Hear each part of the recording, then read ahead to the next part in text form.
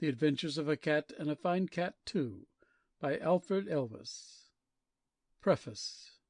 In selecting the biography of another animal from the archives of Caneville for the entertainment of a very different race, I thought I could do no better than fix upon the cat; and as the celebrated Miss Minette Gattina, the historian of poor Job, hath bequeathed some of her own memoirs to her native city, furnished too with an introduction by herself, I at once seized upon the materials thus afforded me, and converted them into their present form. I know not whether they will enjoy the same favour which the public has deigned to accord to the veracious story of a bear, or the simple adventures of a dog. Time will show whether these true memoirs will be as attractive to youthful readers as the other tales of the feline race, from time immemorial such standard favourites; whether they will have even a chance of success after the story of that strong-minded puss who trod down the ignorant, and made her own and master's fortune in a pair of top boots; or that other famous tabby, so intimately associated with city annals, and the name of Whittington, whose powers of leading her proprietor to wealth were no less remarkable.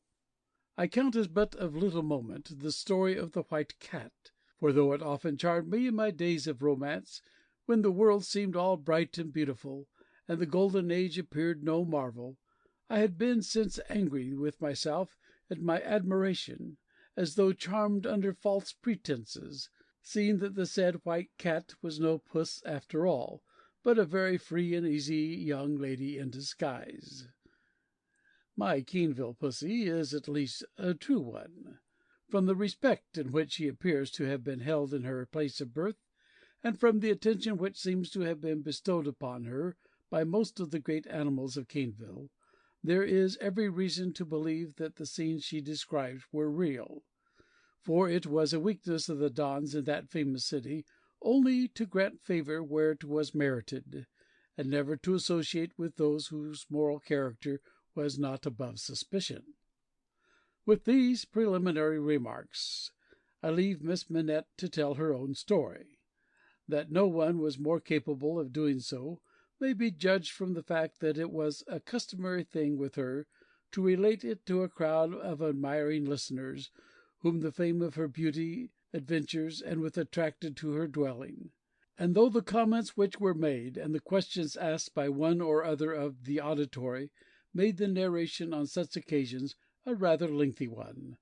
the written memoirs from which this tale has been translated may be considered the pith, the marrow, as it were, of her household narrative.